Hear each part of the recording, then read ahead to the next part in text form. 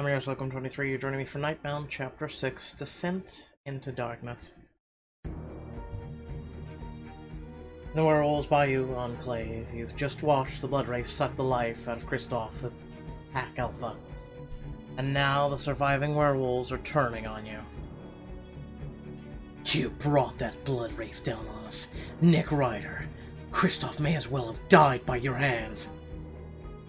Why don't we all just hold our horses for a goddamn minute, talk this through? Pack member whirls towards Cal, his face twisted, mask of grief and fury in the leaping firelight. And you, shame on you for leading these interlopers here. Our alpha was right not to trust you. Traitor! Wait a minute. What happened to Kristoff was terrible, but we need to focus on the real problem. That blood wraith is still out there, and who knows who it's going to target next. Cal gives your shoulder a warning squeeze and leans over to murmur in your ear. Don't, Vixen. The death of an alpha feels like the death of the pack itself. Another one will rise, but until then, they're lost. Wallowing in grief, it's so loud they can't hear you through it. You steal a glance at Cal, taken aback at the devastation etched on his own face. You feel it too, don't you? Yeah, I do. No matter what I thought of him, it still hurts. Octavia limps out of the trees. Favoring her left paw, she begins to growl a low, deep rumble. She bares her teeth in a vicious snarl. Following her lead, the other pack members begin shifting into wolves. They stalk towards you, snarling, snapping, eyes glittering with hatred. Oh hell, here we go. As Nick hefts his crossbow, Cal steps in front of you, already shifting into his wolf form, and you lunge forward and grab his shoulders. Cal, no. You can't fight all of them. They'll tear you apart. Half shifted, he shrugs you off, rasping through a mouthful of elongating teeth. If they want you, they'll have to come through me.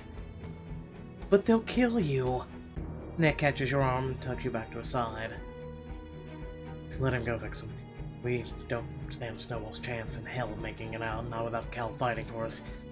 So, help me God, I'm not letting you die here. Adrenaline pounding through your veins, you stand back helplessly as Cal prepares to pounce, growling a warning as the wolves slink closer. Just then you hear a piercing wolf whistle from above you. You roll towards the sound and see a grinning Catherine perched atop the compound wall. I heard I was missing a real rager out here. My invite must have gotten lost in the mail. She slips a round, dark object free from her tool belt, hefting it from hand to hand.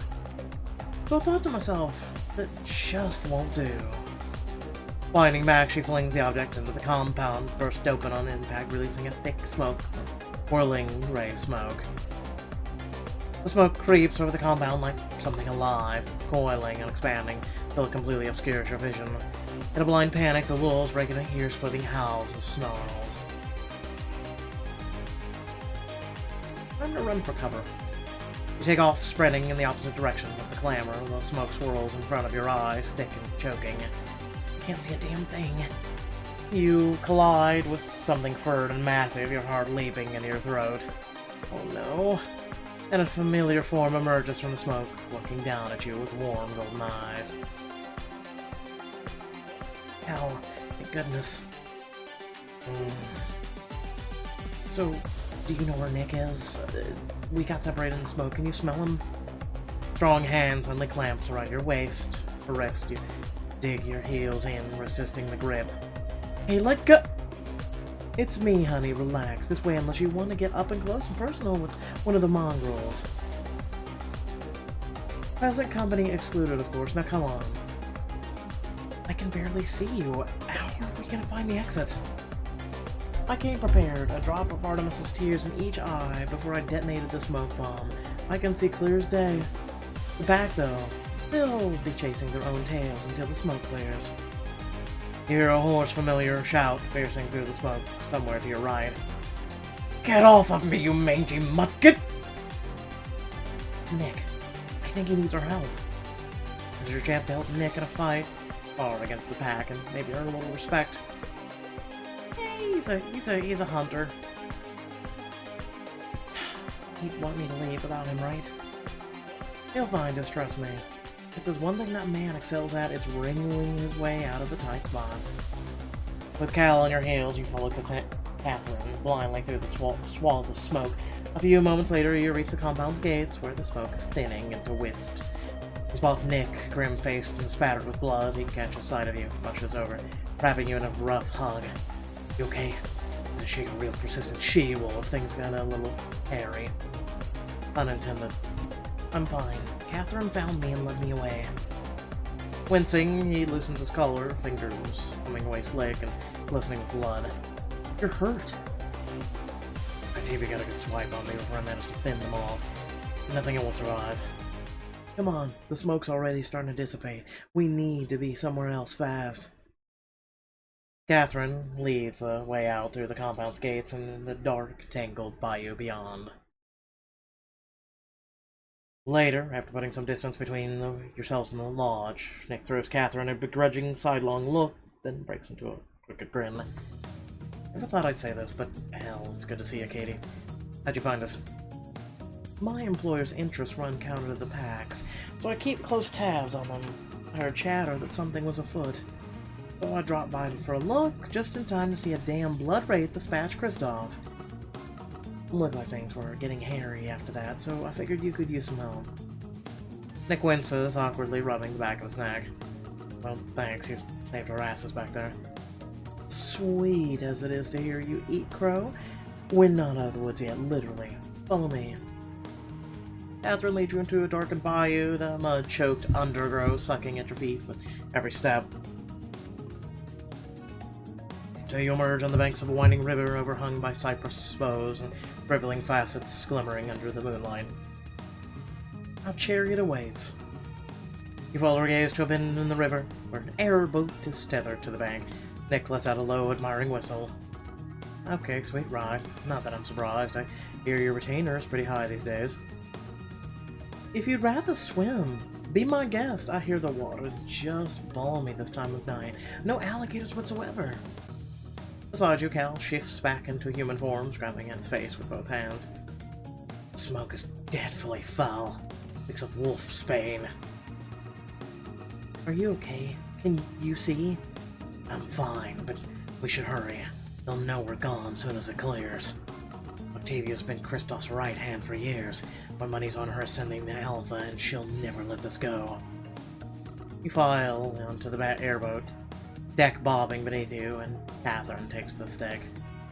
Strap in, everyone. Next stop, Crescent City. Well, that she'll probably give what's-his-face from Bloodbound the reins to be the male Alpha. Back in the city, the four head into the graveyard, shift, regroup. Garrus spots you as soon as you step in, his handsome face creasing with concern as you approach the bar. My mortals, if you don't mind me saying, you're looking a little bedeviled. Rough night, Garrus, real rough. I'm feeling even more grateful than usual to find my head still attached to my body. Prom and Ivy scoot over to make some room for you as you slide onto a stool, shooting you sympathetic looks. Next to you, Cal heaves a deep sigh, resting his forehead on his clenched fist. You reach out and gently rub his back. Hey, you okay? I still can't believe Kristoff's dead. He lived for the hunt for victory. I never saw him go down once.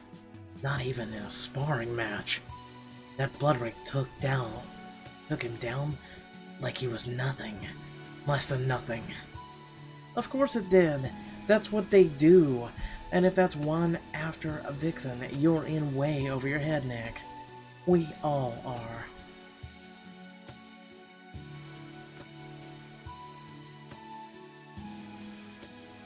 Well, why to kill Kristoff? That's actually a really good question. Why didn't it kill you, though? Evidently, you weren't its target this time. But I was before, which means whoever sent that thing to kill Kristoff is the same person who sent it after me. I just can't figure out why. You and Kristoff must have have something in common. Some reason you'd have to shared enemy. I don't see how that's possible. Kristoff was a werewolf pack leader from New Orleans. Me, I'm no one. Nick gives you a searching gaze, thoughtfully rubbing his stubbled chin. A no one who can see through glamour is pretty sure that makes you someone, Vixen. Catherine rolls towards you, her face slack with shock. So there is more to you than meets the eye. She crosses her arms on the bar and leans over them, fixing you with a sharp, speculative look. Seeing through glamour borders on high magic. You don't stumble into power like that by sheer accident. You court it. But I didn't do anything. I've never seen anything weird before I came here. I didn't even know magic existed until a few days ago. So, you've never had any weird dreams, witnessed red omens, had animals avoid or follow you? Well, if that's the case, I must be king of the magic world. Dread omens? What does that even mean? Oh, the usual hailing insects, sudden plagues, serpents whispering your name. No, if I had a bunch of snakes trying to talk to me, didn't you think I'd have mentioned it? Catherine's gaze shifts between your eyes, and even Cal's brows furrowed in confusion. I don't know what else to say. I didn't ask for this, any of this, and I... Brom lays a heavy hand on your shoulder, rumbling a dismayed sigh. No one's saying you did, Vixen. The thing is, if we can't figure out why you're able to do this, you don't have to say it, I get it, I'm gonna die. The thing won't stop until it kills me. Feeling as if the walls are closing in around you, you push away from the bar top, scrambling out of your stool. This is too much, this is all too much. Vixen, wait. Cal reaches for your hand as you squeeze by him, but you jerk away. I need a break from all this, okay? There's a roof deck upstairs if you need some air. Half running, you rush to the door at the back of the bar and pound up the creaky stairs. Very top, the door swings open onto a roof deck. Step out past weathered patio furniture, abandoned wine glasses. And at the edge, you dangle your arms over the railing and take a long, deep breath. Get it together, Vixen. We'll get through this. But the feeling of dread only grows as you think of the blood race's empty eyes, its shrieking rage, and your eyes sting with helpless tears. Behind you, the door creaks open, you wheel around, heart leaping into your throat, but it's just Nick, holding up his hands with a sheepish smile. Hey, my bad. I didn't mean to freak you out at all. I just thought you could use a little company. Letting out a dry, bitter chuckle, you turn back to the railing as Nick joins you. You're not the one freaking me out. It's the whole mortal peril thing. You'll feel better after a good night's sleep. Take it from an old pro. Thing is, I'm not sure I'll even be able to sleep. I can already imagine the nightmares. It'll be a nightmare-free zone, promise. Don't forget, I've got your back. I'm not going anywhere.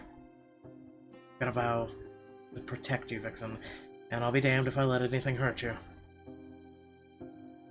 How can anyone protect me? It's just that everyone keeps talking about how this blood race is the biggest bad there is. Hey, the Holy Light arrows chased it off, remember? That means it's not impervious to harm. I remember, and you kick ass out there, but trying to fight it just seems so hopeless. Anything can be fought, Vixen, trust me, I know. You turn to Nick, who's staring at the horizon with a distant, haunted expression on his face. What do you mean? I never told you how I really got into this life.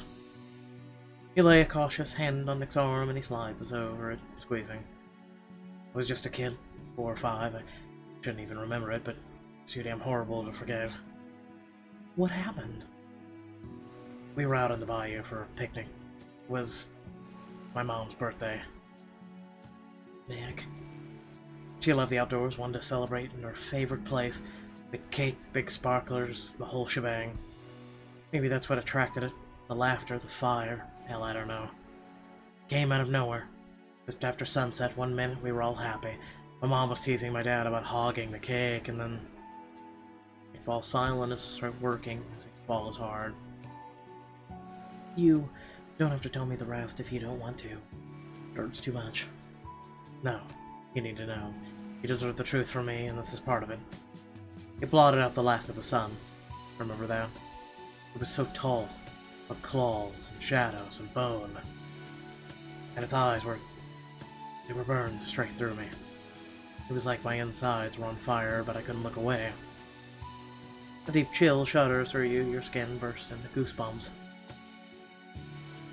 What did you do? Nothing. I didn't do anything, I just stared at the damn thing like an idiot. Don't, Nick. You were just a kid. No one expected you to fight it. What happened then? As soon as she saw it, my mom shoved me towards the brush. She told me to run. And I did. Left her and my dad. Left them with that thing. Of course you did. There was nothing else you could have done. I kept thinking maybe if I'd stayed, maybe it might have given them a chance to run. No, Nick. They would have wanted you to make it, no matter what. Nick wipes roughly at his eyes with the back of his hand, his jaw clenched. It tore right into them. Oh, there was so much blood, I started screaming. It snapped up, its jaws all bloody. It saw me, it started coming towards me. I could hear the bones rattle with each step. Then something skewered it from behind, a spear, or maybe a damn tree branch. It fell down screeching like a demon. Elijah was standing right behind it. Elijah? Elijah Ryder, the first night hunter I ever met. He picked me up, ran, and that thing still howling behind us. I remember he covered my eyes as we passed my parents, or what was left of them. Nick. He sang to me, low, quiet, all the way out of the bayou. Let me cry all over him. I didn't have any other family. I would have wound up in the system, but he took me in instead. Gave me his name. He taught me everything he knew. How to hunt monsters, how to kill them. He was all I had. Till he died. With a visible effort, he draws himself up and gives you a lopsided smile. Broken heart never really heals. But it doesn't kill you either. Living proof over here. And that's why I hunt. To honor Elijah and my parents' memory every day and every night when the monsters come. So some other kid doesn't have to grow up without everyone he ever loved.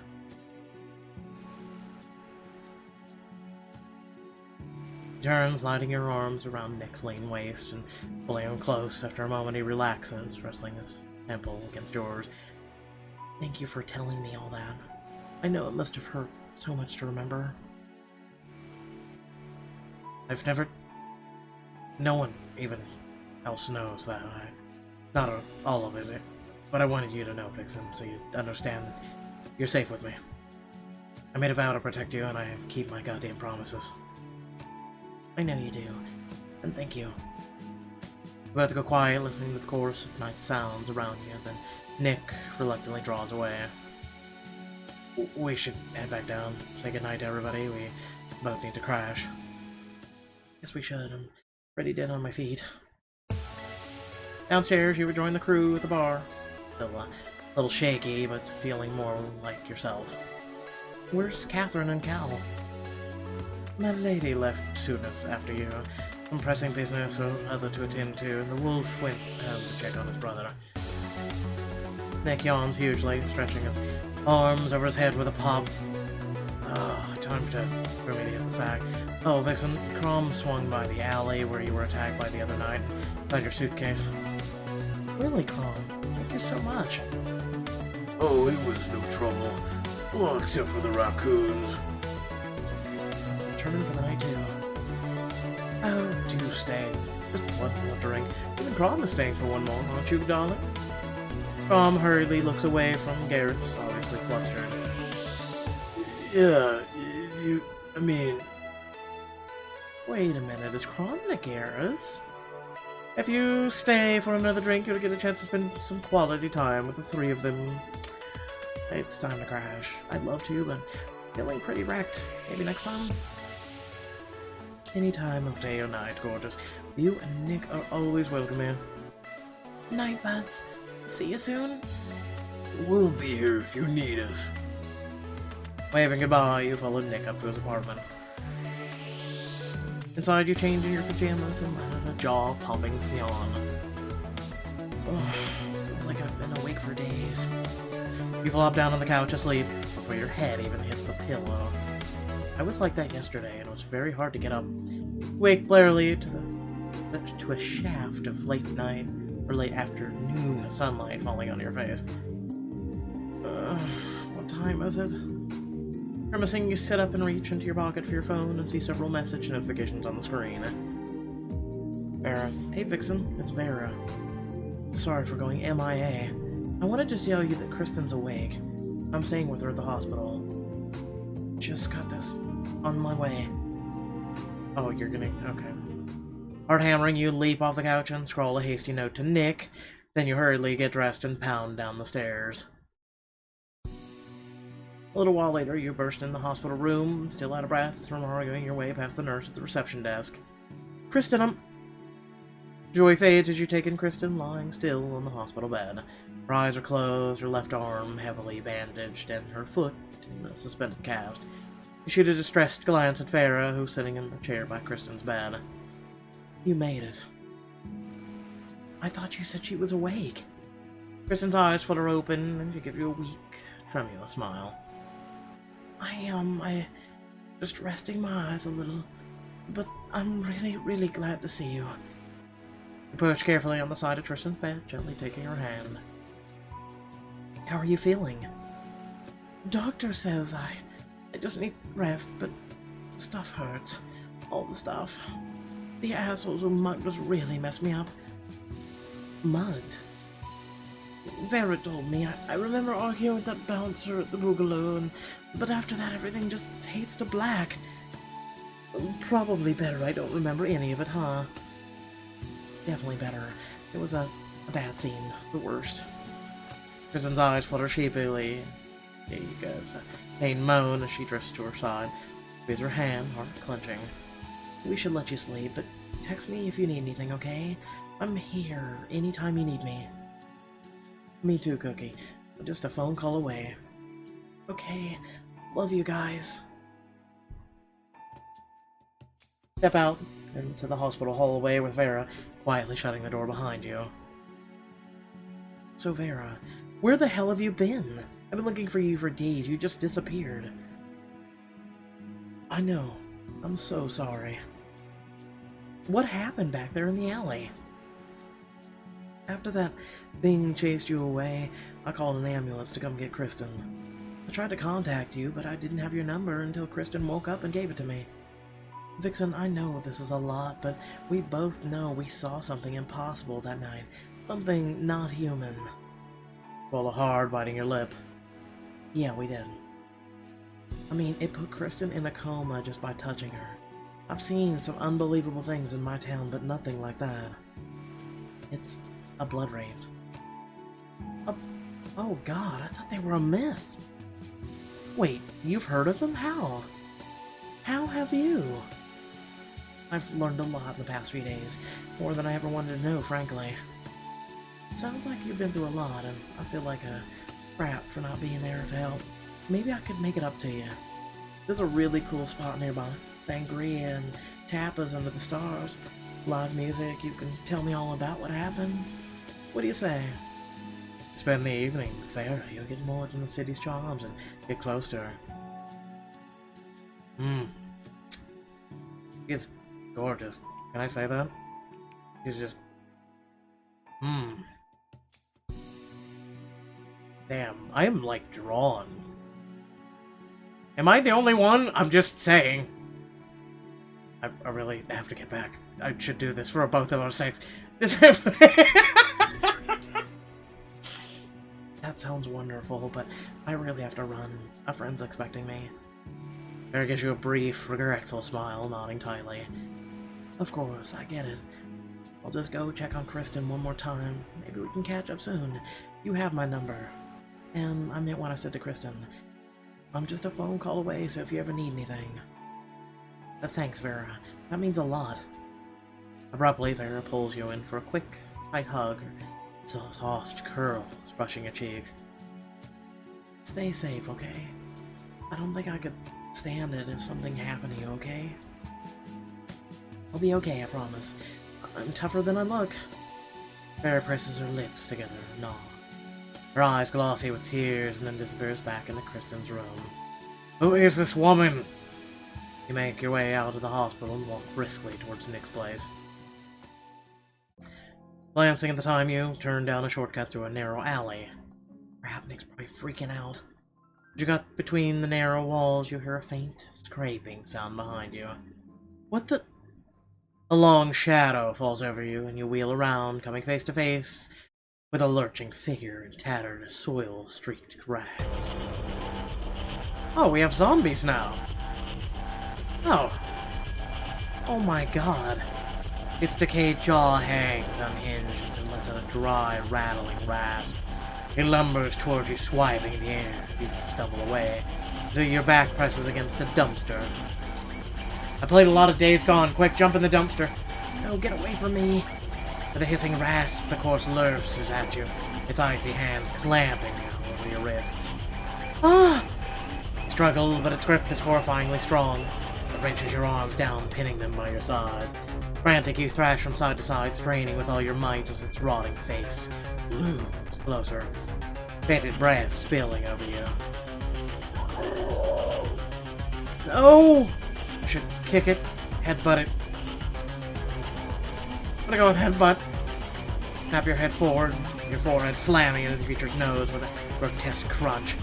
The zombie's face only contorts with rage, and wraps one deathly cold, vice-like hand around your neck.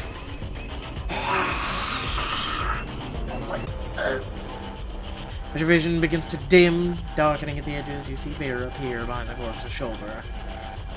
Vixen! Keeping you pinned, the zombie turns on her, rumbling with rage. Vera recoils, terrified, and then yanks off one of her gloves. Vera lunges forward, pressing her bare palm against the zombie's forehead. Shrieking, the corpse withers in and of itself. Malted skin curling back over her exposed heel. The creature writhes in agony. Then it crumbles into dust, leaving a single silver coin spinning on the ground. Struggling for breath, you slump against the dumpster. Vera stays where she is, trembling, hand still outstretched, her eyes wide with fear. How the hell did you do that? Vixen, there's something I need to tell you. It's time I told you the truth. What is Vera hiding? Who sent the walking corpse after you? Keep playing to find out. I'm kind of upset. I really am. I want to know. Okay? I want to know. I also want to know why I look at Vera and I'm like, God damn, you are beautiful. Okay, anyway, moving on. I don't know. Maybe it's just me. Very beautiful. Like, if she was real, I would either be frozen and like just staring like a dumbass, or I would honestly go and approach and be like, so hi. It's nice weather we're having, right? You're quite pretty. And then she'd look at me and slap me and say, get away. Anyway, with that being said, I hope you all did enjoy the video. Please remember to like, share, and subscribe. Please remember to follow me on Twitter, Facebook, Instagram. Plenty of links down below. And hey, guess what? Did you know if you have an Amazon Prime account that you have a free subscription to give out to someone on Twitch? It's very simple. There's even a video on the channel explaining how to do that. It's something that you are paying for and you're not even using. And it goes to help a content creator. Not even me, just someone. So try utilizing it. There's a lot of features on Twitch that you most likely are not using. And hope you all enjoy the new format. Hopefully no one's having some issues. Some people said thank you. No one else has really complained. No, I haven't seen any complaints, so hopefully I'm doing a good job.